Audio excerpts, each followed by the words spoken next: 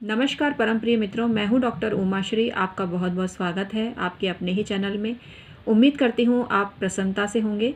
2021 को बेहतर बनाने के कुछ उपाय बताने जा रही हूं जो कि गाय माता से संबंधित है। गाय माता हम सबकी माता है और गाय माता की सेवा करने से सभी प्रकार के दोष समाप्त होते हैं। तो आज मैं प्रकाश डालने जा रही हूँ ऐसा क्या उपाय करें जिससे कि आपकी कुंडली के बहुत सारे दोष छोटे छोटे उपायों से समाप्त हो जाएं। गाय माता की सेवा करने से आपको आशीर्वाद तो मिलेगा ही, लेकिन आपकी बहुत सारी प्रॉब्लम्स भी सॉल्व हो जाएगी।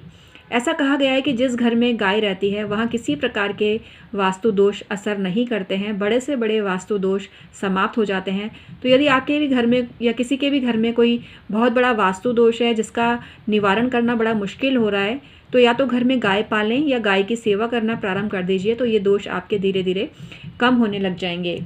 इसके अलावा गाय को रोटी देने से शुक्र अगर नीच का है या शुक्र की वजह से स्त्री संबंधी दिक्कत हो रही है लड़कों को, पुरुषों को, तो वो प्रॉब्लम भी आपके दूर होने लगती है।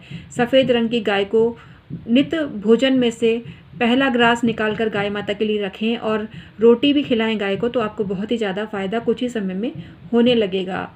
इसके अलावा यदि घर में पितृदोष है तो आप गाय की सेवा करें, उससे तो दोष दूर होगा ही। इसके अलावा अमावस्या के दिन गाय को रोटी है, गुड़ है, इस तरह की चीज़ें खिलाएं अमावस्या के दिन, तो आपको बहुत ही ज़्यादा फ़ायदा होगा और पितृदोष की शांति भी धीरे धीरे होने लगेगी।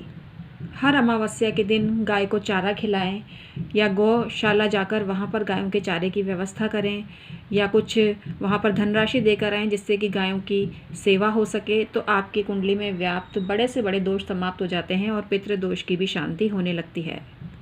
आपको एक ज़बरदस्त टोटका भी बताती हूँ जो हमें बड़े बूढ़ों से प्राप्त हुआ था। बड़े बूढ़े अक्सर ये कहते आते रहे हैं कि यदि आपको रास्ते में कहीं गाय दिखाई दे जाए तो गाय को अपने दाहिनी तरफ से निकलने देना चाहिए, तो आप जहाँ भी जा रहे हैं आपका वो काम ज़रूर पूरा होता है।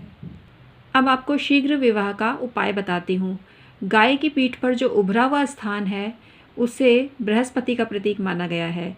तो आप जब भी किसी गाय को, स्पेशली पीली गाय को बृहस्पतिवार के दिन गुड़ और चने की दाल खिलाते हैं तो साथ ही साथ थोड़ी सी हल्दी से तिलक गाय माता की उस उभरे हुए हिस्से पर करें, साथ ही माथे पे भी करें और पीले रंग की जो माला है गौ माता को गले में धारण करवाएं, साथ ही उनके समक्ष एक दीपक जलाएं और विनती करें, तो आपकी बहुत ही जल्दी शादी तय हो जाती है और बिगड़ा हुआ बृहस्पति भी सही होने लगता है।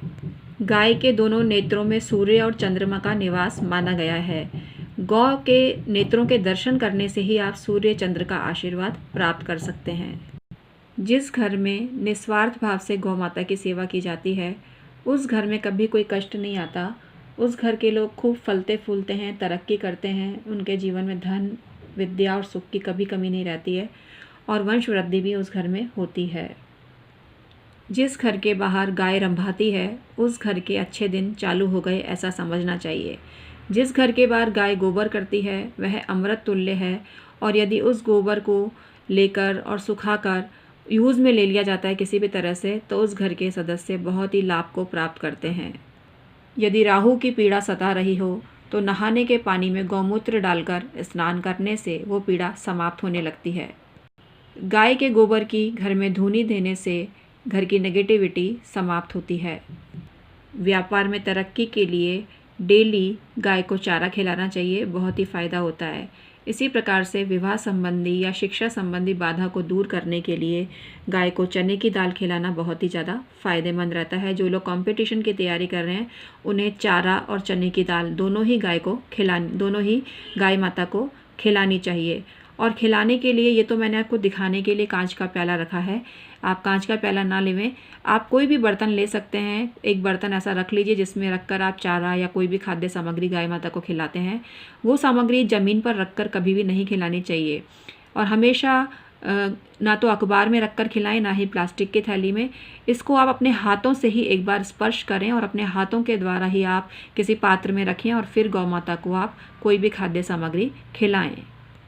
जो मनुष्य गाय के चरणों की धूल को अपने माथे पर लगाता है उसके जीवन में बहुत प्रगति होती है और उसके द्वारा किए गए ज्ञात अज्ञात सभी पाप नष्ट हो जाते हैं।